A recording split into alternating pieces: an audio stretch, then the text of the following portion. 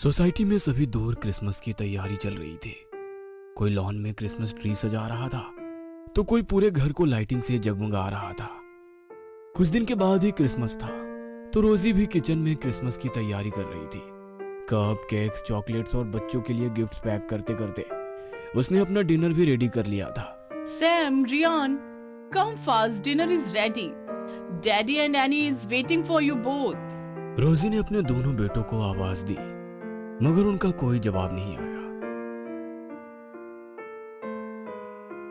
Jain, please dear जाओ और उन लोगों को देखो। शायद अपने रूम में नहीं है, बाहर सोसाइटी के लॉन में होंगे। रोजी के कहने पर सैम और रियान के फादर जेन दोनों बच्चों को ढूंढने के लिए सोसाइटी के गार्डन में आए मगर वहां पर केवल रियान था। सैम कहीं भी मौजूद नहीं था। बेटा रियान, सैम कहाँ है? डैड, सैम तो घर पर ही है। आज हम लोगों के साथ खेलने के लिए नहीं आया। वो मोबाइल में कोई गेम खेल रहा था। Okay, come with me, your mom is waiting for you. Jen Ryan को लेकर घर पर आ गया मगर सैम घर पर भी कहीं नहीं था। कमरे में उसका लैपटॉप ऑन था और उस पर किसी क्रिसमस पार्टी की वीडियो चल रही थी। जेन ने उसका लैपटॉप बंद किया और उसे सब दूर ढूंढने लगे मगर सैम का कुछ भी पता नहीं चल पा रहा था। दूसरी तरफ शहर का माहौल खराब हो रहा था क्योंकि सैम की उम्र के कुछ बच्चे और लापता थे। Breaking news! एक और जहां शहर में पहले क्रिसमस की हलचल थी, अब पूरे शहर का माहौल मातम में बदल गया है। 25 बच्चे एक साथ लापता है। पुलिस प्रशासन उन्हें ढूंढने में लगा हुआ है मगर कोई भी क्लू उनके हाथ नहीं आया। माता पिता से गुजारिश है कि कृपया अपने 12 से 15 साल के बच्चों का विशेष ध्यान रखें, उन्हें बिल्कुल भी अकेला ना छोड़े क्योंकि बच्चे घर से ही लापता हो रहे हैं। न्यूज़ देखने के बाद रोजी को यकीन हो गया कि सैम भी उन्हीं बच्चों की तरह अचानक से कहीं लापता हुआ है। रोजी का रो रो कर बुरा हाल हो रहा था। जैन उसे समझाने की कोशिश कर रहा था। दूसरी तरफ रियान भी सैम के ना मिलने से थोड़ा परेशान हो रहा था।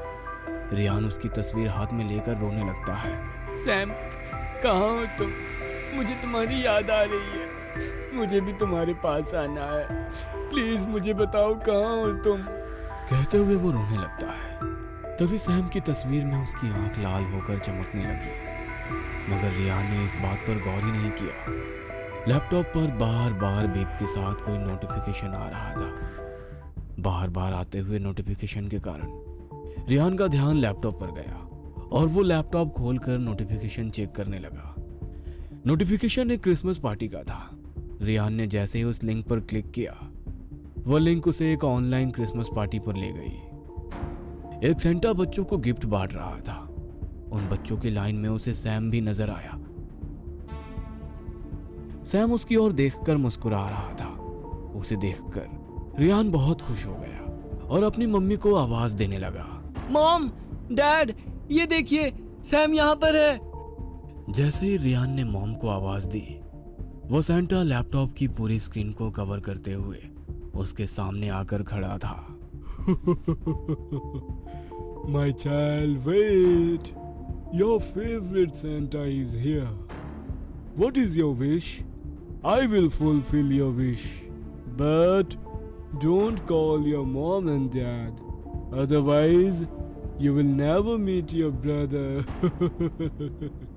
कहते हुए वो सेंटा जोरों से हंसने लगा और वो लैपटॉप स्क्रीन से गायब हो गया। तभी सड़क पर उसे किसी के जूते घसीटकर चलने की आवाज आने लगी। वो गौर से उस आवाज की तरफ देखने लगा। दूर से ही उसे सांता क्लॉज नजर आने लगा। उसे देखकर उसके चेहरे पर चमक आ गई मगर जैसे जैसे वो उसके पास आया, डर के कारण रियान का चेहरा सफेद हो गया। वो सेंटा आम सेंटा की तरह नहीं था। ना मेरा कोई पता, ना कोई ठिकाना, ना कोई जानता मैं कौन हूँ और कहां से आया। गुमनाम था कभी इस दुनिया की भीड़ में, सेंटा का रूप बनाकर चर्चा में आया। कहते हुए वो जोरों से हंसने लगा और उसका रूप बदल रहा था जो इस बात का संकेत था कि 12 बज चुके हैं। देखते ही देखते वो सेंटा एक काले लबादे ओढ़े हुए आकृति में परिवर्तित हो गया। पूरा काला, केवल आंखों की जगह सफेद पुतलियां नजर आ रही थी। उस दैत्य में से सफेद धुआं निकला और उस धुएं में रियान भी गायब हो गया। जब रियान को होश आया तो वो एक काल कोठरी में था, जहां पर उसके जैसे कई सारे बच्चे बंद थे। सभी के शरीर का कोई ना कोई अंग गायब था। ये हम लोग कहाँ हैं और यहाँ पर इतना अंधेरा क्यों है? रियान उस जगह को ध्यान से देख ही रहा था कि किसी ने उसकी पीठ पर तेजी से वार किया। उसकी पीठ पर खरोच का निशान इतना ज्यादा हो जाता है कि उसमें से खून निकलने लगा। बहते हुए खून को देखकर रियान के पीछे जो काला लबादा ओढ़े हुए आकृति खड़ी थी, उस खून को अपनी बड़ी जीभ से चाटने लगी। रियान दर्द से कराह गया और धीरे धीरे बेहोश हो गया। जब उसे होश में आया तो वो एक खुले मैदान में था। रोशनी के नाम पर दूर एक मोमबत्ती जल रही थी। रियान उस मोमबत्ती की रोशनी की तरफ बढ़ने लगा। पीठ पर होने वाले दर्द से उसका चलना मुश्किल हो रहा था। वो कुछ पल के लिए एक जगह खड़ा हो गया। जहां वो खड़ा था उसके पास ही एक पेड़ था। उस पर उल्लू और चमगादड़ उल्टे लटके हुए थे। वहां से किसी के जोर जोर से हंसने की आवाज आ रही थी। रियान ने डरते हुए उस ओर देखा तो दूसरी ओर के पेड़ पर कई सारी लाशें हवा में लटक रही थी। वह तुरंत वहां से भागता हुआ आगे बढ़ा तो किसी चीज से टकरा कर गिर गया। वह वापस खड़े होकर उस चीज को देख रहा था तो उसे लगा वो किसी पेड़ की जड़ है। उसने उसे खींचकर निकालने की कोशिश की तो पूरी धरती हिलने लगी और उसमें से एक लाश बाहर आ गई। उसका पूरा चेहरा सड़ा हुआ था। कहीं कहीं हड्डियां दिख रही थी तो कहीं सड़ा हुआ मांस लटक रहा था। वो रियान को पकड़ने के लिए आगे बढ़ा तो रियान तेजी से उस रोशनी की तरफ भागा। रोशनी के करीब पहुंचा तो वहां पर उसने देखा बहुत सारी मोमबत्तियां गोल चक्र में रखी हुई थी और मोमबत्ती के आसपास खून से भरे हुए कटोरे। वो काला लबादा पहना हुआ आदमी उस गोले के भीतर बैठा था। कई सारी गुड़ियां उस गोले के भीतर थी। वो काला लबादा ओढ़े हुए व्यक्ति उन गुड़ियों पर मोमबत्ती से मोम टपका रहा था और कुछ मंत्रों का जाप कर रहा था। कुछ सफेद धुएं सी आकृति उन मोमबत्तियों के आसपास मंडरा रही थी। तभी आसमान से खून की बारिशें होने लगी और उन मोमबत्तियों की रोशनी तेज हो गई। बस एक बच्चा और उसके बाद शैतान जिंदा होगा जो दुनिया से अच्छाई का नामो निशान मिटा देगा। कहते हुए वो जोर जोर से हंसने लगा। तभी आसमान से एक आकाशवाणी हुई। रियान, माय चाइल्ड, इस शैतान के वार करने के बावजूद भी तुम जिंदा हो।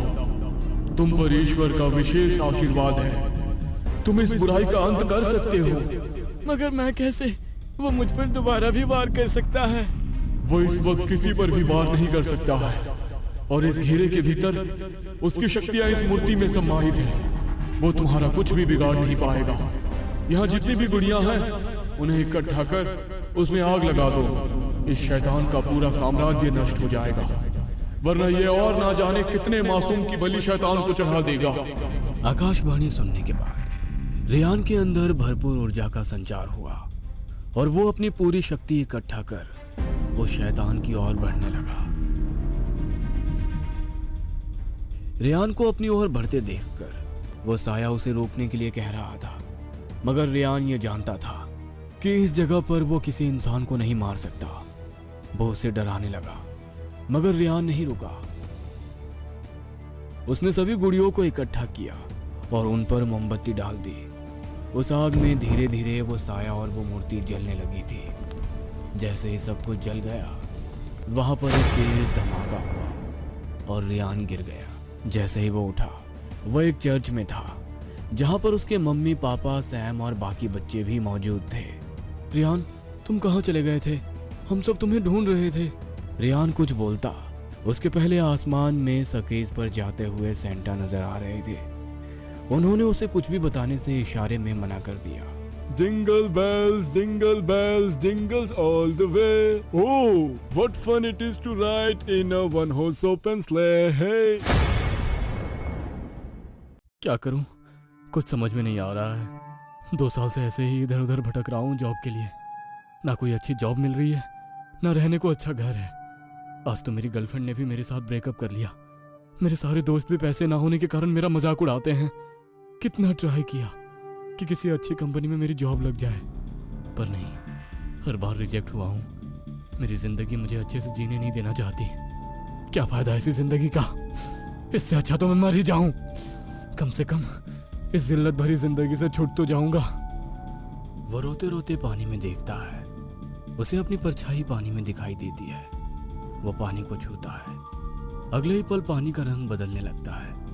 आसमान जैसा नीला पानी काला होने लगता है। देखते ही देखते उस तालाब का पानी पूरी तरह से काला हो गया। उस पानी को देखकर मानो जैसे वो लड़का अपने होश खो बैठा हो, और अगले ही पल उसने पानी में छलांग लगाई। कुछ दिनों बाद एक कॉलेज में पार्टी चल रही थी। सारे दोस्त एक दूसरे के साथ डांस कर रहे थे। वहां त्रिशा, पंकज, आकाश, ये 3 बेस्ट फ्रेंड भी थे। सब लोग पार्टी एंजॉय कर रहे थे। थोड़ी देर डांस करने के बाद तीनों जाकर साइड में बैठ गए। अरे पार्टी तो बहुत अच्छी रही, पर आगे क्या प्लान है? कहीं घूमने चले? अरे अभी पिछले हफ्ते ही तो रिजॉर्ट में घूमने गए थे। पंकज, ये हमारा कॉलेज का लास्ट ईयर है। पता नहीं कॉलेज खत्म होने के बाद हम वापस कब मिलेंगे। हाँ, ये तो सही कहा तुमने। कुछ दिन ही तो साथ में रहने वाले हैं, तो ये वक्त भी एंजॉय करते हैं ना। घूमेंगे, पार्टी करेंगे, क्या पता कल होना हो। आकाश की बात सुनकर सब लोग हंसने लगे। उन्होंने कल कॉलेज के कैंटीन में मिलकर बाहर जाने का प्लान करेंगे, ऐसा बोला। अगले दिन कहे मुताबिक सब कैंटीन में मिले। आकाश अपने लैपटॉप में घूमने की जगह देख रहा था। अरे यार, ये बार बार रिजॉर्ट, फोर्ट, बीच, इन सब जगह जाकर मैं बोर हो गई हूँ। हम कहीं और घूमने चले, कुछ एडवेंचर करें। मतलब तुम कहना क्या चाहती हो? क्या चल रहा है तुम्हारे दिमाग में? अरे मतलब कुछ अलग करते हैं ना। जिन जगहों पर हम जा चुके हैं वो तो हर कोई जाता है। हम किसी हॉरर प्लेस पे जाएं तो, किसी डरावनी जगह। जरा देखें तो ये लोग जो भूत भूत के नाम पर आधी जिंदगी डर में गुजार देते हैं, वो सच में होते भी हैं या नहीं। निशा और आकाश जोर जोर से हंसने लगते हैं, लेकिन पंकज के चेहरे का रंग उड़ गया था, मानो वो ऐसी घटनाएं जानता हो। पंकज ने ऐसी जगह जाने से मना किया, लेकिन निशा और आकाश ने उसकी एक ना सुनी। अगले दिन तीनों कॉलेज के कैंटीन में मिले। आकाश अपने लैपटॉप पर हॉरर प्लेसेस सर्च करने लगा। जगह तो बहुत है, समझ नहीं आ रहा कि आखिर जाए कहाँ। अरे अपने शहर के आसपास ही देखो ना, ज्यादा टाइम नहीं लगेगा और घूमने को भी अच्छे से मिलेगा। मैं अभी भी कह रहा हूँ, हमें वहाँ नहीं जाना चाहिए। तभी आकाश को इंटरनेट पर एक हॉरर प्लेस दिखाई देता है, और वो जगह थी अग्रसेन की बावली, जो दिल्ली में है। आकाश ने कहा कि हमारे शहर से कुछ ही दूरी पर है, तो अपनी कार लेकर भी जा सकते हैं। अगले दिन सुबह वो तीनों कार लेकर निकल पड़े। कुछ घंटे ड्राइव करने के बाद आखिरकार वो उस जगह पहुंच ही गए। कार से उतरकर वो अग्रसेन की बावली की तरफ जाने लगे। शुरुआत में एक गेट के सामने पहुंचे, जहां अग्रसेन की बावली नाम का एक बोर्ड बना हुआ था और उसकी थोड़ी बहुत जानकारी भी लिखी हुई थी। तीनों ने बोर्ड को देखा और आगे चलने लगे। आगे चलकर उन्हें एक पहरेदार दिखाई दिया। वो उन तीनों की तरफ ही आ रहा था। आइए साहब, आप भी अग्रसेन की बावली देखने आए हैं? चलिए, मैं आपको लेकर चलता हूँ। पहरेदार उन सबको बावली के अंदर ले गया। बावली के अंदर 100 से भी ज्यादा सीढ़ी थी। पहरेदार ने बताया कि यह बावली 700 साल पुरानी है। यह बारिश के पानी को जमा करने के लिए बनाई गई थी। पहले यहाँ पर लोग तैरने के लिए भी आते थे, लेकिन कुछ साल पहले इसे बंद कर दिया। लेकिन इसे बंद क्यों किया? इतनी अच्छी तो है ये बावली। ये एक ऐतिहासिक बावली है, लेकिन इसके साथ कई राज भी जुड़े हैं। यह बात सुनकर त्रिशा ने राज के बारे में पूछा। पहरेदार ने बताया कि कुछ साल पहले इस बावली का पानी पूरा काला पड़ गया था और वो लोगों को अपनी तरफ खींचता। लोग उसके अंदर डुबकी लगाते और मर जाते। उनकी लाशें भी ऊपर नहीं आती थी। लोग आज तक समझ नहीं पाए कि यह सब कैसे हुआ था। आज भी इस बावली में रात के समय अजीब अजीब आवाजें आती है। अजीब आवाज मतलब कैसी आवाजें? यहाँ पर रोने की, चिल्लाने की, पायल की, डरावनी हंसी की आवाज आती है। क्यों, क्या हुआ पंकज? अभी से आवाज सुनाई देने लगी क्या तुझे? आकाश और त्रिशा हंसने लगे। पहरेदार वहां से चला गया। त्रिशा, पंकज और आकाश वहां के बने खूबसूरत आकृति को देखने लगे। घूमते घूमते कब शाम हो गई उन्हें पता ही नहीं चला।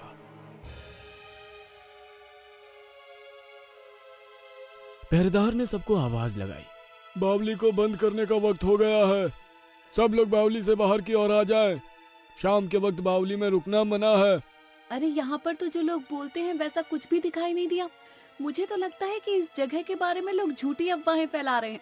अरे जो लोग बोलते हैं सब घटनाएं रात को होती है, इसीलिए तो रात में बावली बंद होती है। अगर तुम्हें देखना है तो यहाँ रात को रुकना होगा। पागलों जैसी बातें मत करो, हम यहाँ नहीं रुकेंगे। यहाँ रुकना खतरे से खाली नहीं होगा। तुम चुप रहो पंकज, तुम बहुत डरपोक हो। चलो कहीं छुपते हैं, उस पहरेदार ने देख लिया तो बाहर निकाल देगा। तीनों बावली के एक कोने में छिप गए। पहरेदार के चले जाने के बाद सब बाहर आए और बावली में घूमने लगे। अंधेरा हो गया था, इसलिए सबने अपने मोबाइल की टॉर्च ऑन की।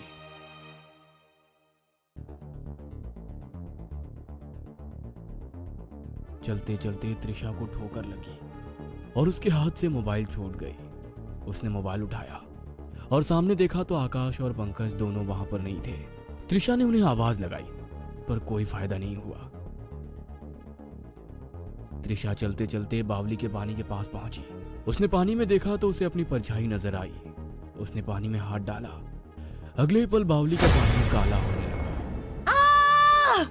त्रिशा की आवाज सुनकर आकाश और पंकज डर गए। वो त्रिशा को ढूंढने लगे। पंकज को त्रिशा दिखाई दी। उसने त्रिशा को आवाज लगाई पर त्रिशा ने पलटकर नहीं देखा। वो बस उस पानी को देखे जा रही थी। पंकज ने जैसे ही त्रिशा के कंधे पर हाथ रखा, सामने का नजारा देखकर उसके रोंगटे खड़े हो गए। त्रिशा की आंखें पूरी तरह से सफेद हो चुकी थी, मानो वो किसी के वश में हो। आकाश भी वहां पहुंच गया था। उसने जो देखा तो अपनी आंखों पर भरोसा नहीं हुआ।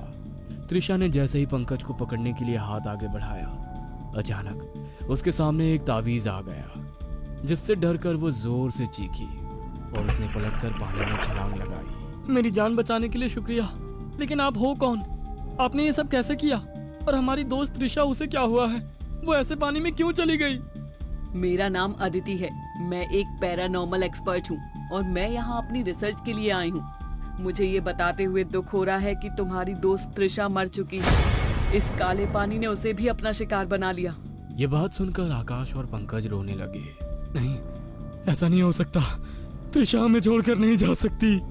तभी अदिति ने उनके हाथों में एक तावीज बांध दिया और मंत्र बोलने लगी, जिससे वो दोनों सुरक्षित हो गए। मानो या ना मानो, पर ऐसी घटनाएं हमारे जीवन में होती हैं जिन पर विश्वास करना कठिन होता है। तुम आज के जमाने के बच्चे ये सारी बातें हंसी मजाक में ले लेते हो, लेकिन तुम्हारा ये मजाक किसी की जान ले सकता है। ये बात तुम नहीं समझ पाते। जैसे हमारी जगह होती है रहने की, जिस पर हम अपना अधिकार समझते हैं, वैसे ही अतृप्त आत्माओं की भी अपनी जगह होती है और हम लोग उनकी जगह आकर गलती करते हैं। अदिति ने बताया कि उन्होंने यहाँ रुककर बहुत बड़ी गलती की है।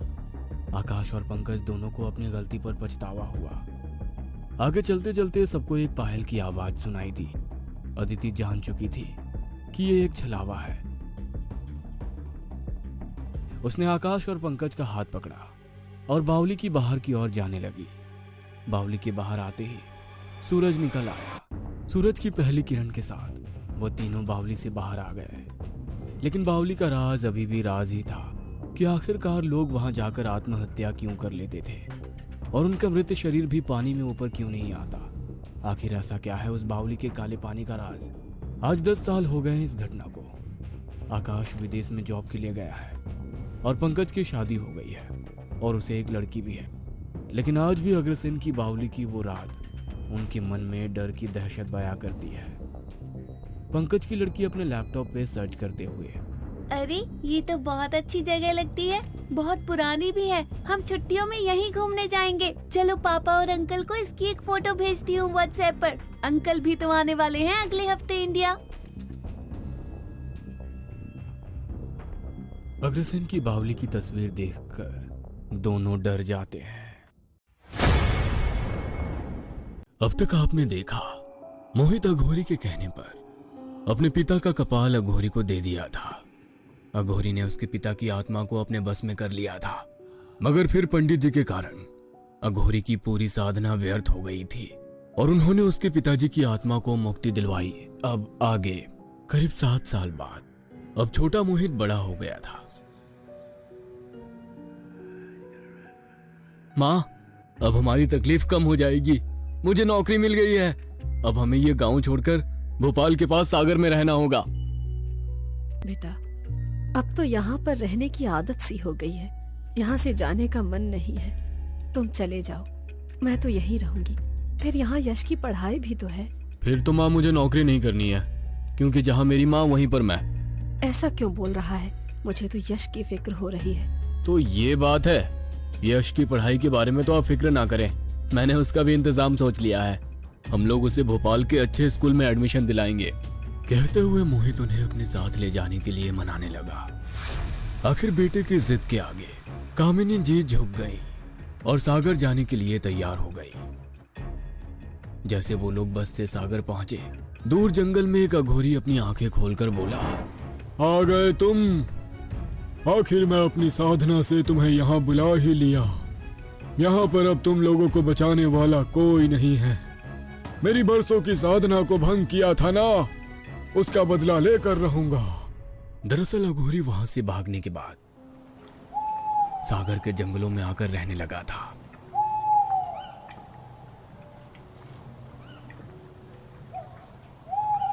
अब उसकी सिद्धियां पहले से भी कहीं गुना ज्यादा ताकतवर थी। सागर और उसके आसपास रहने वाले लोग उससे काफी डरते थे। लंबा काला लिबास, गले में नरमुंडों की माला, बड़ी बड़ी जटाएं और लगातार शैतान का स्मरण। अपने कार्यों को सिद्ध करने के लिए उसने कई सारी आत्माओं को अपने वश में कर रखा था। मोहित अपनी मां के साथ सागर में रह रहा था और छोटे भाई को भोपाल में एडमिशन करा दिया था, मगर वो इस बात से अनजान था कि उसका छोटा भाई यश अघोरी के निशाने पर है। एक रात जंगलों में अघोरी अपनी काली साधना को अंजाम दे रहा था। उसने अग्निकुंड में ढेर सारा मांस मंदिरा डाला। यह सब डालते ही अग्नि तेजी से जल उठी और कुछ देर बाद उसमें से एक साया निकलकर बाहर आया। मेरी इच्छा को पूरी करो। अघोरी के कहते ही वो साया वहां से गायब हो गया और अगले ही पल यश को लेकर वहां आ गया। यश पूरी तरह से मंत्रमुग्ध था, वो अपने होश में नहीं था।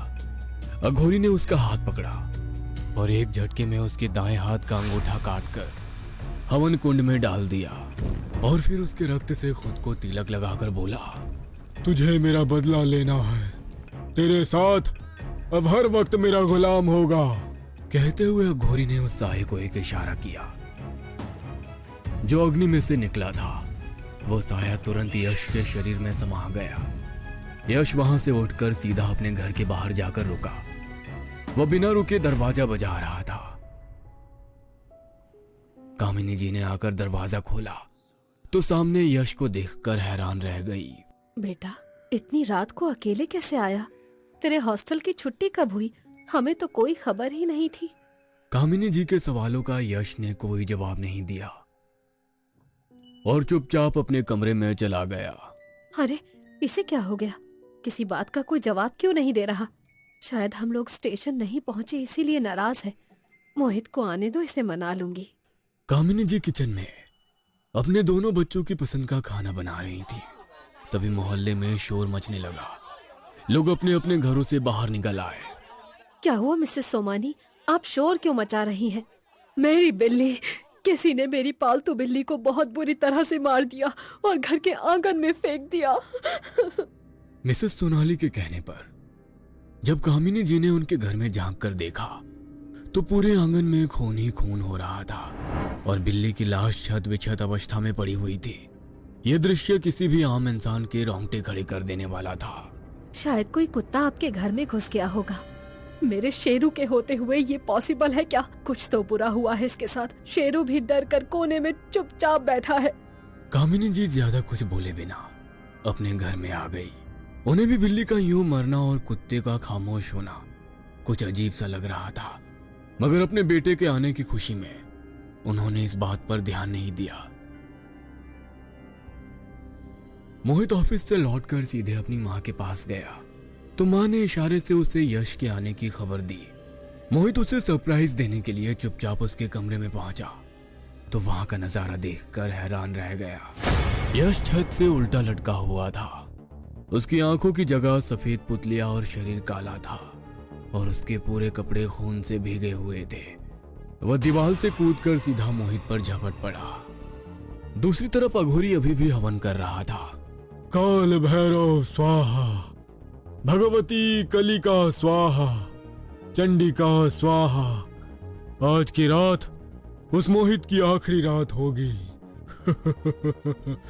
हाँ, मेरी बरसों की साधना को व्यर्थ किया था ना, तेरा भाई ही तुझे मार देगा। मगर कहते हैं ना, 100 बुराई पर एक अच्छाई ही भारी होती है। कुछ ऐसा ही मोहित के परिवार के साथ हुआ। कामिनी जी दोनों बच्चों को अलग करने की कोशिश कर रही थी। उन्हें कुछ भी समझ में नहीं आ रहा था कि क्या करे। यश की हालत देखकर उन्हें मोहित की उस समय की हालत याद आ रही थी जब अघोरी ने उसके शरीर पर कब्जा किया था। वे मन ही मन ईश्वर के साथ साथ पंडित जी को भी याद करने लगी। तभी अचानक उनके घर का दरवाजा खुला और पंडित जी का घर पर प्रवेश हुआ। राम राम, घर में कोई है? किसी ने उनकी बात का कोई जवाब नहीं दिया। तभी उनके कानों में मोहित की चीख सुनाई दी। वे भागते हुए उस कमरे में पहुंचे तो वहां का नजारा देखकर हैरान रह गए। उन्होंने तुरंत कुछ मंत्र का जाप करते हुए रुद्राक्ष की माला यश के गले में पहना दी। जैसे ही उन्होंने यश के गले में रुद्राक्ष की माला पहनाई, यश एक झटके में उससे दूर हो गया और दूर बैठकर गुर्रा रहा था। ऐसा लग रहा था जैसे उसके किसी विशेष कार्य में किसी ने बाधा उत्पन्न कर दी हो। कुछ पल के बाद ही उसने तुरंत कामिनी जी पर हमला कर दिया। ऐसा लग रहा था मानो कोई उसे रोबोट की तरह ट्रीट कर रहा हो। मगर शायद पंडित जी इस बात के लिए पहले से ही सतर्क थे। उन्होंने तुरंत कामिनी जी को उनकी जगह से हटाया और कुछ मंत्रों का जाप करते हुए जल उसके ऊपर छींट दिया। जैसे ही उन्होंने ऐसा किया, यश बेहोश हो गया। वो कमरे का दरवाजा बंद कर बाहर आ गए। कामिनी जी और मोहित को समझ में नहीं आ रहा था कि यश के साथ क्या हुआ। तभी यश ने अपनी आंखें खोली। अभी भी उसकी आंखें लाल थी और वो गुर्रा रहा था। यश रह रहकर दरवाजे को इतनी जोरों से बजा रहा था मानो अभी तोड़कर बाहर निकल जाएगा। कामिनी जी और मोहित को अभी भी डर लग रहा था, मगर फिर कुछ पल अपनी घबराहट को खत्म करने के बाद उन्होंने पंडित जी को प्रणाम करके कहा, प्रणाम पंडित जी, आप इतने दिनों बाद अचानक यहाँ कैसे? जब से आपने मांडला छोड़ा आपकी कोई खैर खबर नहीं थी। आज सुबह से ही दिल बहुत बेचैन हो रहा था। रह रहकर मोहित की शक्ल मेरी आंखों के आगे आ रही थी, इसीलिए सोचा एक बार जाकर उससे मिल लेता हूँ। मगर मुझे जरा भी अंदेशा नहीं था कि यहाँ पर ऐसा कुछ हो रहा है। यश के साथ ये सब कैसे हुआ? वो तो हमें भी समझ में नहीं आ रहा है। आज शाम को ही अचानक अपने हॉस्टल से लौट आया और उसके बाद जो आपने देखा वही हमने देखा। कामिनी जी के बोलने के बाद पंडित जी ध्यान करते हुए माँ काली का जाप कर रहे थे। अचानक ही उन्होंने आंखें खोली और गुस्से में बोले, अघोरी, तू अपनी हरकतों से बाज नहीं आएगा ना? ये सब आप क्या कह रहे हैं? अघोरी? मगर वो है कहाँ? अघोरी यहीं कहीं आसपास है और वो अभी तुम्हें मारने के लिए मारक तंत्र का प्रयोग कर रहा है। उसका ही गुलाम अभी भी इस वक्त यश के शरीर में है और वो इतना शक्तिशाली है कि किसी की बलि लिए बिना नहीं जाएगा। बलि लेकर जाएगा? ये क्या कह रहा है? आप मेरे बच्चे को बचा लीजिए, मेरे बच्चे को बचा लीजिए। मेरा यहाँ पर आना ईश्वर की ही मर्जी है। आपके बच्चे को कुछ नहीं होगा। हम अभी पूजा की शुरुआत करेंगे। कहते हुए उन्होंने हवन शुरू किया। यश के कमरे से तेजी से चिल्लाने की आवाजें आने लगी। वो तेजी से दीवार पर सर मार रहा था। पंडित जी, यश को कुछ ना हो जाए पंडित जी। पंडित जी, वो मुझे मारना चाहता है ना, तो मैं अघोरी के पास चला जाता हूँ। वो मेरे जाने से यश को छोड़ देगा। पंडित जी ने उनकी किसी भी बात का कोई जवाब नहीं दिया और उन्होंने हवन चालू रखा। जैसे ही हवन समाप्त होने को आया, यश दरवाजा तोड़कर तेजी से बाहर आया और सारे घर का सामान फेंकने लगा। उसने 2 बार मोहित को भी मारने की कोशिश की, मगर पंडित जी की सुरक्षा के कारण वो कुछ भी ना कर पाया। जैसे ही हवन समाप्त हुआ, वो हवन कुंड के सामने आकर गिर गया। उसके शरीर में से एक काला धुआं निकला और उड़कर वहां पहुंच गया जहां पर अघोरी पूजा कर रहा था। असंभव! मेरे प्रयोग को लौटाना असंभव है।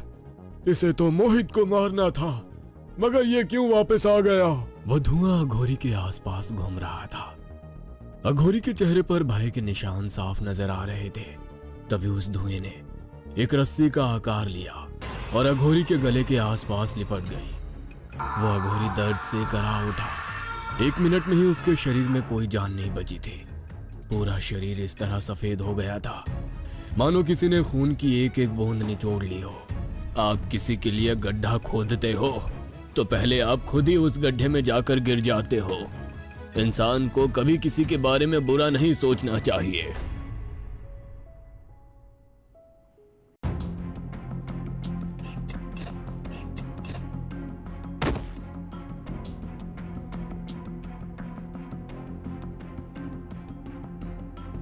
राज एक बहुत अमीर घर से ताल्लुक रखता था। कुछ ही दिन बाद उसकी शादी होने वाली थी और वो अपनी बैचलर पार्टी मनाने अपने एक फार्म हाउस पर जाना चाहता था। पापा, मुझे हमारे फार्म हाउस पर जाना है। क्यों? बैचलर पार्टी करने। पर तुझे पता है ना कि तेरे दादा हमेशा वहां जाने से मना करते थे। हाँ, तो इसीलिए तो कह रहा हूँ, क्योंकि अब दादाजी इस दुनिया में नहीं है। मैं तुझे रोकूंगा नहीं, पर फिर भी बड़े बूढ़ों की बात माननी चाहिए। हो सके तो मत जाना वहां। ओके पापा। इंसान वही करता है जिस काम से उसे रोका जाता है, और ठीक इसीलिए राज भी फार्म हाउस पर जाने के लिए उतावला था। वो अपने 3 दोस्तों अनुपम, गगन और करण के साथ फार्म हाउस में बैचलर पार्टी करने के लिए निकल जाता है। ये कौन सा फार्म हाउस है जिसके बारे में हम लोगों को कुछ पता ही नहीं? हाँ यार, इसके पहले तो इसके बारे में तेरे मुंह से कभी नहीं सुना। अरे है एक, क्या बताऊं बस। दादाजी ने सबको मना कर रखा था वहां जाने से। पर क्यों? पता नहीं, क्योंकि वहां भूत है। अरे पागल है क्या? अरे तुम लोग आराम से बैठो, वरना एक्सीडेंट हो जाएगा।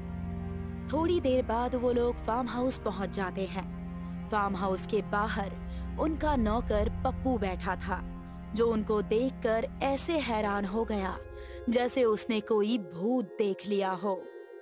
आप इतने हैरान क्यों हैं? नहीं, कुछ नहीं। वो बस मुझे लगा था कि आपके घर से यहाँ कभी कोई नहीं आएगा, पर आप तो बड़े निडर निकले। इसमें निडर होने वाली क्या बात है? नहीं नहीं, कुछ नहीं, ऐसे ही कहा मैंने। इस फार्म हाउस के पीछे क्या है? एक पुराना कब्रिस्तान, जहां अब किसी को नहीं दफनाया जाता। कब्रिस्तान? अरे यार राज, तू कैसी जगह लेकर आया है? अरे बकवास मत कर डरपोक, चल अंदर।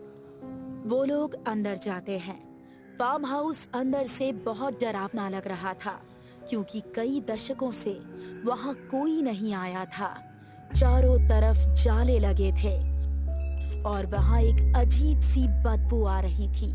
राज पप्पू से साफ सफाई करने को कहता है और साथ ही वो लोग अपनी पार्टी की तैयारी करने लगते हैं। तुम लोग काम करो, मैं वॉशरूम होकर आता हूँ। ठीक है।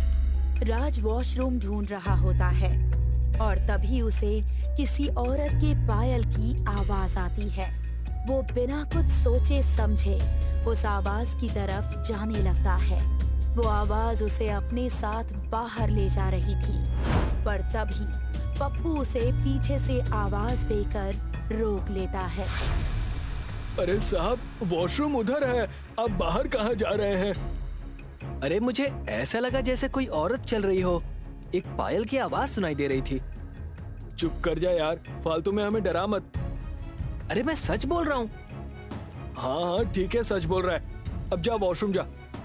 हे भगवान, जिसका डर था वही हो रहा है, हमारी रक्षा करना। राज वॉशरूम जाता है। तो वहां भी उसे आईने में एक साया नजर आता है, पर इस बार वो बाहर आकर किसी को कुछ नहीं बताता, क्योंकि उसे पता था वो लोग इसे भी मजाक समझेंगे। साफ सफाई हो चुकी थी और अब वो लोग पार्टी शुरू करते हैं। पप्पू खाना बनाने लगता है और वो लोग म्यूजिक बजाकर नाचने लगते हैं। तभी अचानक ऊपर लगा एक बड़ा सा झूमर बहुत तेजी से हिलने लगता है। पहले तो उन लोगों को कोई खबर नहीं होती, क्योंकि वो लोग नाचने में मस्त होते हैं, पर अचानक अनुपम की नजर उस झूमर पर पड़ती है। अरे ये झूमर इतनी तेजी से क्यों हिल रहा है? हवा से हिल रहा होगा यार। अबे करण, तू पागल है क्या? कोई खिड़की दरवाजा नहीं खुला है, तो हवा कहां से आएगी? इसके नीचे से हटो, कहीं ये गिर ना जाए। वो चारों जैसे ही उसके नीचे से हटते हैं, तभी वो झूमर एक जोरदार आवाज के साथ जमीन पर आ गिरता है। वो सब सहम जाते हैं। पप्पू भी किचन से बाहर भागता हुआ आता है और ये देखकर वो भी बहुत घबरा जाता है। आप लोग यहाँ से चले जाइए, वरना बहुत बुरा होगा। क्या बकवास कर रहे हो तुम? हाँ छोटे मालिक, आपको शायद किसी ने बताया नहीं, पर यहाँ एक कलहरी डायन रहती है। वो आप लोगों को मार डालेगी। क्या? डायन? अच्छा, तो तू अभी तक जिंदा कैसे है? अरे झूमर के स्क्रूज ढीले हो गए होंगे, इसीलिए गिर गया।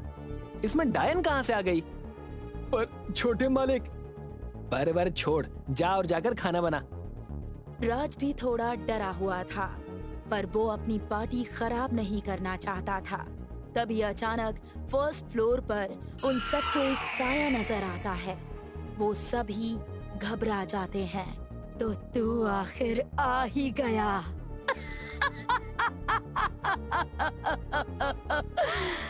अब मैं तुझे नहीं छोड़ूंगी।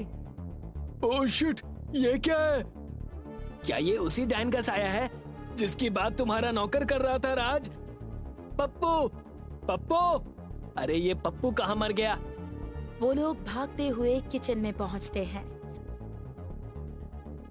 तो किचन में कोई नहीं था और किचन की खिड़की खुली हुई थी।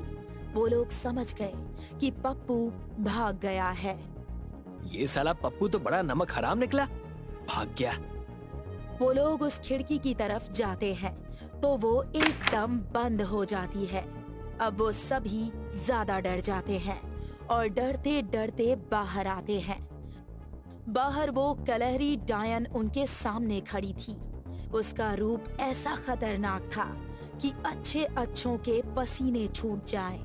काले लंबे खुले हुए बाल, बड़े बड़े दांत और नाखून और आंखों से बहता हुआ खून। हम कोई पार्टी नहीं करेंगे, हम जा रहे हैं यहाँ से बस। कलहरी डायन उसका कोई जवाब नहीं देती और वो बहुत जोर से चीखती है, जिससे चारों लोग सामने की दीवार से टकराकर जमीन पर गिर जाते हैं। वो लोग भागने की कोशिश करते हैं, पर फार्म हाउस का कोई खिड़की दरवाजा नहीं खुलता। तभी वो कलहरी डायन राज के पास आती है और उसे गले से पकड़कर हवा में उड़ाने लगती है। वो अपने बड़े बड़े दांतों से उसके गले में काटने ही वाली थी कि तभी अचानक फार्म हाउस का दरवाजा खुलता है और पप्पू एक तांत्रिक के साथ वहां खड़ा होता है। तांत्रिक बिना देर किए मंत्र पढ़कर गंगा जल उस डायन के ऊपर छिड़कता है, जिससे वो एकदम नीचे गिर पड़ती है। उसी के साथ राज भी गिरता है। तांत्रिक आगे बढ़ता हुआ आता है और कलहरी डायन को अपने वश में कर लेता है। मुझे तो लगा था तू भाग गया पप्पू। नहीं छोटे मालिक, मैंने आपके घर का नमक खाया है।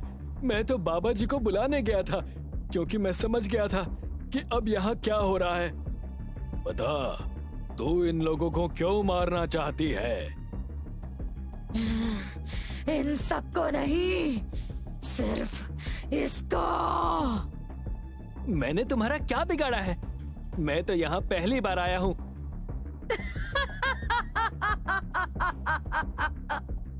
जवाब दे डायन। आज से बहुत साल पहले इस पीछे वाले कब्रिस्तान में इसके दादा ने मुझे जिंदा दफना दिया था, और जिस औरत को यातना देकर जिंदा दफना दिया जाता है वो कलहरी डायन बनकर वापस आती है और दफनाने वाले के परिवार के हर एक सदस्य को मार डालती है।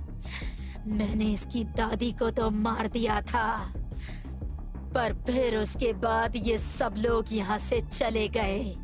मैं इंतजार करती रही कि कब कोई वापस आएगा, और आज ये आ गया। मेरे दादा की गलती की सजा तुम मुझे दोगी? डायन में भावनाएं नहीं होती, इससे बात करने का कोई फायदा नहीं। मैं इसे रोकता हूँ। तुम लोग जाओ और इसकी कब्र को ढूंढकर इसके कंकाल को जला दो। ये सुनकर कलहरी डायन बहुत तेज चीखती है। अचानक मौसम बदल जाता है, बिजली कड़कने लगती है और बारिश होने लगती है। वो लोग कब्रिस्तान में जाकर उसकी कब्र ढूंढने लगते हैं। थोड़ी ही देर गुजरती है और कलहरी डायन तांत्रिक के वश से निकल जाती है। वो सीधे कब्रिस्तान में पहुंचती है और राज को पकड़कर हवा में उड़ाने लगती है। वो उसको मारने ही वाली होती है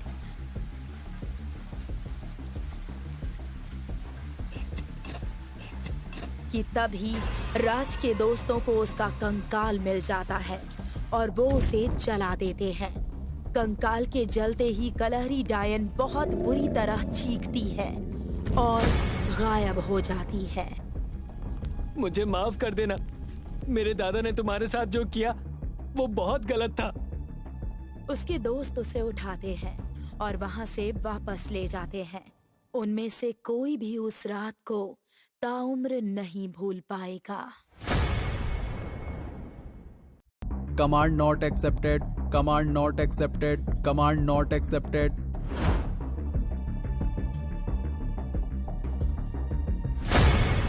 कुछ दिन पहले वेणु अय्यर एक नेशनल लेवल के साइंटिस्ट हैं। वो रोबोट पर अलग अलग एक्सपेरिमेंट करते रहते हैं। उन्होंने कई सारे रोबोट बनाए थे, जैसे बच्चों के साथ खेलने वाला रोबोट, घर के काम करने वाला रोबोट, होटल या रेस्टोरेंट में खाना सर्व करने वाला रोबोट, एंटरटेनमेंट करने वाला रोबोट, और अभी तो वो एक ऐसा रोबोट बनाना चाहते थे जो देश के बॉर्डर पर लड़ सके और हमारे देश के जवानों की मदद कर सके, और इसके लिए वो दिन रात मेहनत भी कर रहे थे। अय्यर अक्सर अपने लैब में एक्सपेरिमेंट्स में बिजी रहते हैं। एक दिन अय्यर अपने लैब से घर लौटा और वो बहुत परेशान लग रहा था। क्या हुआ अय्यर, इतने परेशान क्यों हो? कोई प्रॉब्लम हुई है क्या? तुम्हारा एक्सपेरिमेंट तो सही चल रहा है ना? एक्सपेरिमेंट तो सही चल रहा है लता, लेकिन पता नहीं मेरा रोबोट इंटरनेशनल लेवल पर सेलेक्ट होगा या नहीं। अगर ऐसा नहीं हुआ तो इतने साल की मेहनत कोई काम की नहीं रहेगी। अय्यर, तुम बिल्कुल भी टेंशन मत लो, सब ठीक हो जाएगा। ठीक कैसे होगा लता? मैंने आज तक जितने भी रोबोट बनाए हैं वो सब नेशनल लेवल तक सेलेक्ट हुए हैं, लेकिन ये कंपटीशन इंटरनेशनल लेवल का है। मेरे रोबोट में ऐसी कोई तो खासियत होनी चाहिए जो उसे सेलेक्ट किया जाए। अय्यर ये सोच ही रहा था कि तभी उसे एक आइडिया आया। वो फौरन उसी टाइम लैब में वापस चला गया और पूरे 8 दिन के बाद वापस घर आया, और वो बहुत खुश था इस बार। हेमलता ने अय्यर से इसका रीजन पूछा तो अय्यर ने बताया कि उसने एक स्पेशल डिवाइस अपडेट किया है और आज से इसका नाम होगा मक्की। स्पेशल डिवाइस अपडेट की है मतलब? ऐसा क्या किया है तुमने इस रोबोट में? हेमलता, अब ये सिर्फ एक रोबोट नहीं रहा, अब ये एक कंप्लीट ह्यूमन रोबोट बन गया है। मतलब अय्यर, मैं कुछ समझी नहीं। लता, इसमें मैंने ह्यूमन की तरह इमोशंस ऐड किए हैं। अब क्या सही क्या गलत ये समझने के लिए उसे किसी कमांड की जरूरत नहीं। अकॉर्डिंग टू सिचुएशन ये खुद ही एक्शन लेगा। अय्यर ने कहा कि आज तक ऐसा कोई रोबो नहीं बना जो विदाउट कमांड एक्शन ले, लेकिन ये ऐसा कर सकता है। हमारे देश के लिए बॉर्डर पर बहुत हेल्प होगी इससे, और अय्यर अपनी रिसर्च को लेकर बहुत ज्यादा एक्साइटेड था। एग्जीबिशन में अभी 15 दिन बाकी थे और अय्यर अपने ह्यूमन रोबोट में कोई प्रॉब्लम नहीं चाहता था, इसीलिए वो ह्यूमन रोबोट को अपने घर पर लेकर आया। अय्यर, क्या तुम्हें सचमुच ऐसा लगता है कि हमें इस रोबोट को अपने साथ रखना चाहिए? मुझे जरा अजीब लग रहा है। घर में ईशा भी है, वो अभी बहुत छोटी है। अगर गलती से भी उसने कोई गलत बात रोबोट को बताई और उसने कमांड एक्सेप्ट कर ली तो? अरे तुम बिल्कुल टेंशन मत लो लता, मैं हूं ना, और ये सही से काम कर रहा है या नहीं यही जानने के लिए तो उसे घर में लाया हूँ, और मैं अभी घर में ही रहूंगा। तो तुम किस बात की इतनी चिंता कर रही हो? मुझ पर भरोसा है या नहीं? I trust you Iyer. तो ये बाकी की टेंशन छोड़ दो और जल्दी से खाना लगाओ, बहुत भूख लगी है यार। अय्यर मक्की को स्टोर रूम लेकर गया और उसे चार्जिंग पर लगा दिया और सब खाना खाने बैठ गए। अगले दिन से मक्की पूरे घर में चहल पहल करने लगा। वो घर की सफाई करता, खाना बनाता और ईशा के साथ खेलता भी। हेमलता बहुत खुश थी कि मक्की उसकी इतनी सारी हेल्प कर देता है। अय्यर भी टाइम टू टाइम मक्की की अपडेट चेकिंग करता। एक दिन की बात है कि ईशा मक्की के साथ गार्डन में खेल रही थी, तभी एक लड़के की बॉल ईशा के सर पर लगी। ईशा को सर पर चोट लगी और वो रोने लगी। वो मक्की को लेकर घर चली आई। उसने हेमलता को सारी बात बताई और अपने कमरे में चली गई। मक्की स्टोर रूम में गया और खुद को चार्जिंग पर लगाया, और थोड़ी देर बाद जब अय्यर स्टोर रूम में गया तो उसने देखा कि मक्की अपनी जगह पर नहीं है। मक्की उस लड़के के घर पे गया जिसकी बॉल ईशा को लगी थी। मक्की उस बिल्डिंग के 13वें मंजिल की खिड़की के बाहर हवा में खड़ा था। वो लड़का जैसे ही अपने कमरे में आया, मक्की खिड़की से अंदर आया और उसने वही बॉल उठाई जो ईशा को लगी थी। वो लड़का मक्की को देखकर डर गया। मक्की ने लगातार उस लड़के के सर पे बॉल मारा, जिससे उसके सर से खून बहने लगा और आखिर में वो मर गया। अगले दिन न्यूज़पेपर में लड़के की मौत की खबर आई और ईशा ने तस्वीर देखकर बताया कि पापा, ये तो वही लड़का है जिसने कल मुझे बॉल मारी थी। ये बात सुनकर अय्यर और हेमलता दोनों हक्के बक्के रह गए। ये इत्तेफाक था या कुछ और, वो दोनों नहीं समझ पा रहे थे। अगले दिन अय्यर मक्की को लैब लेकर गया। थोड़ी देर बाद लैब में अय्यर का एक दोस्त आ गया। एक बात पे उन दोनों का झगड़ा होने लगा और गुस्से में अय्यर के दोस्त ने उसे जमीन पर धक्का दे दिया। अय्यर इस बात से बहुत गुस्सा हो गया। उसका दोस्त भी गुस्से में लैब से बाहर निकला और गाड़ी में बैठकर चला गया। कुछ देर बाद अय्यर जब मक्की के पास गया तो मक्की अपनी जगह पर नहीं था। तभी लैब का वॉचमैन अय्यर के पास आया और बोला कि अभी जो आपके साथ झगड़ा करके गए हैं, उनका रोड पर एक्सीडेंट हो गया है। उनकी गाड़ी अचानक आउट ऑफ कंट्रोल हो गई और गाड़ी खाई में गिर गई, और तभी मक्की वहां आ गया। छानबीन के दौरान पता चला कि गाड़ी में कोई प्रॉब्लम नहीं थी। अय्यर का शक अब यकीन में बदलने लगा था कि ये सब मक्की ही कर रहा है। अय्यर ने सीधा जाकर मक्की से बात की। मक्की, ये सब क्या हो रहा है? क्या मेरा शक सही है? हाँ, ये सब मैंने ही किया है। तुम्हें और हमारे परिवार को कोई भी नुकसान पहुंचाएगा तो उसे सजा मिलेगी। ये तुमने क्या किया मक्की? ऐसी कोई कमांड मैंने तुम्हें नहीं दी थी, तो तुमने ये सब क्यों किया? किसके कहने पर किया? मुझे किसी कमांड की जरूरत नहीं है। अपने फीलिंग्स के जरिए मैं खुद सोच सकता हूँ, समझ सकता हूँ। मुझे जो सही लगेगा मैं वही करूंगा। ओके? अय्यर को लगा कि मक्की को ऐसे बाहर छोड़ना सेफ नहीं है। उसे स्टॉप करना होगा और उसके फीलिंग्स को सिस्टम से डिलीट करना होगा। तुम्हारा सिस्टम करप्ट हो चुका है, तुम्हें अपडेट करने की जरूरत है। जाओ अपने चेयर पर बैठ जाओ। I can read your mind Iyer. मैं जानता हूं कि तुम मुझे स्टॉप करके एक स्टैचू की तरह किसी एग्जीबिशन में छोड़ दोगे, लेकिन मैं ऐसा नहीं होने दूंगा, समझे? मक्की की नीली आंखें अब लाल होने लगी थीं और वो पूरी तरह से एक डेविल ह्यूमन रोबोट में कन्वर्ट हो चुका था। ऐसा कहकर मक्की खिड़की से बाहर चला गया और सीधे घर गया। ईशा अपने कमरे में खेल रही थी। वो ईशा के पास गया और उसे एक हाथ में उठाया। ये क्या कर रहे हो मक्की? मुझे ऊपर क्यों उठाया है? मुझे डर लग रहा है, मुझे नीचे उतारो। ईशा जोर जोर से चिल्लाने लगी। ईशा की आवाज सुन हेमलता कमरे के अंदर आई उसने देखा कि मक्की ने ईशा को हाथ से ऊपर उठाया हुआ है और ईशा बहुत डरी हुई है। मक्की, ये तुम क्या कर रहे हो? ईशा को अभी नीचे उतारो। मक्की ने कोई एक्शन नहीं किया। मक्की, तुम्हें सुनाई नहीं देता क्या? मैंने कहा ईशा को नीचे उतारो। हेमलता ने नोटिस किया कि मक्की की आंखें लाल हो गई हैं। तभी वहां अय्यर पहुंच गया और अय्यर सामने का नजारा देखकर शॉक हो गया। देखो ना अय्यर, मक्की को क्या हो गया है? कोई कमांड नहीं मान रहा है। हेमलता, मक्की का सिस्टम पूरी तरह से करप्ट हो गया है। वो अपने इमोशन को बैलेंस भी कर पा रहा है। उस बच्चे को भी मक्की नहीं मारा था और आज इसने लैब में मेरे दोस्त को भी मार डाला क्योंकि मेरा और उसका झगड़ा हो गया था। हेमलता और अय्यर मक्की को समझाने की कोशिश कर रहे थे, लेकिन मक्की पूरी तरह से डेविल ह्यूमन रोबोट बन गया था। वो ईशा को लेकर खिड़की से बाहर ले गया। ईशा डर की वजह से सहम गई थी। वो एक पहाड़ पर उतरा और ईशा को नीचे रखा। अय्यर और हेमलता भी कार से पहाड़ी पर पहुंचे। उन्होंने देखा कि ईशा जमीन पर बेहोश पड़ी है। अय्यर और हेमलता को अपने सामने देख मक्की ने गुस्से में हेमलता का गला पकड़ा और उसे जमीन पर पटक दिया। फिर वो अय्यर के पास जाने लगा। हेमलता ने पीछे से मक्की की ओर पत्थर फेंका, जिससे मक्की का ध्यान फिर से हेमलता की ओर गया। उसने हेमलता को हाथ से उठाकर जमीन पर पटक दिया। हेमलता के सर से खून बहने लगा और अय्यर को कुछ समझ नहीं आ रहा था। वो दौड़कर गाड़ी की तरफ गया और अपनी कार से एक मशीन बाहर निकाली। उसने जल्दी से मशीन को एक्टिवेट किया। मशीन से निकली लेजर लाइट की वजह से मक्की एक जगह पर ठहर गया।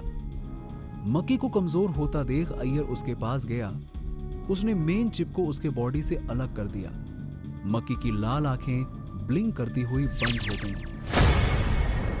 अय्यर ने गुस्से में मक्की के सारे बॉडी पार्ट्स अलग कर दिए और उन्हें जमीन में गाड़ दिया।